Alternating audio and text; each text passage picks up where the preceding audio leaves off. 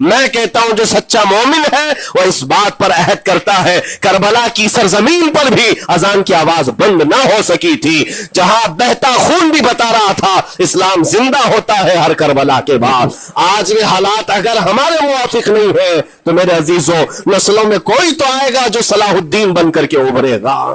نسلوں میں کوئی تو آئے گا جو غریب نواز کا غلام بن کر معین الدین بن کر کے نکلے گا، اس لیے کہ حالات ہر وقت ایک طرح کے نہیں ہوتے۔ ہم نے تاریخ دیکھی ہے اور رب تعالیٰ کا قانون ہے، کبھی بادشاہوں کو فقیر بنا دیتا ہے اور کبھی فقیروں کو بادشاہ کا منصب عطا کر دیتا ہے۔ جب سرکار غریب نواز دلی کے سرزمین پر آپ بیٹھے ہوئے تھے اپنے صوفیہ کی جماعت کے ساتھ،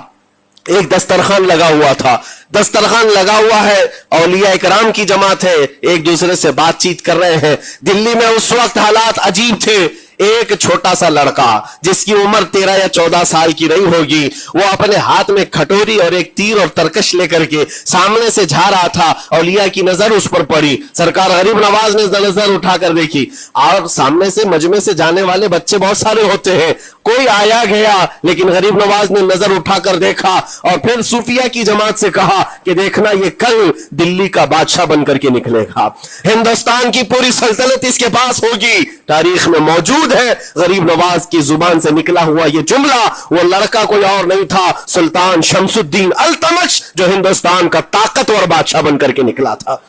اب وہ جس کو چاہے نواز دے اور جس کو چاہے اٹھا دے۔ عزیزان گرامی وقار، ہمارے امتحان کی گھڑی چل رہی ہے، ہمارے حالات ابھی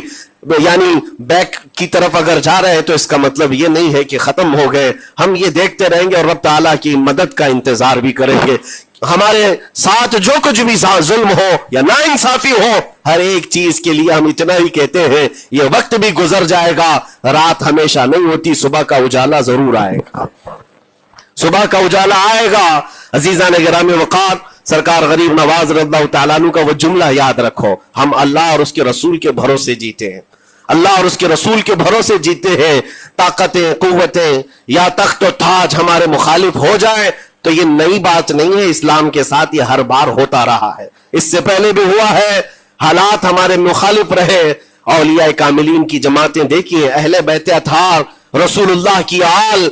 اتنے میں آپ کو شہادت کے واقعات اگر بتا دوں، آپ کو تو صرف ایک کربلا معلوم ہوگا، ایک کربلا سنا ہوگا کثرت سے، لیکن جانتے ہو رسول اللہ کی آل میں سے کئی ایسے صاحبزادے ہیں جن کو جیلوں میں ایک سال نہیں 7 سال 8 سال تک بند رکھا گیا۔ امام موسیٰ کاظم رضی اللہ تعالیٰ عنہ کو 7 سال تک جیل میں رکھا۔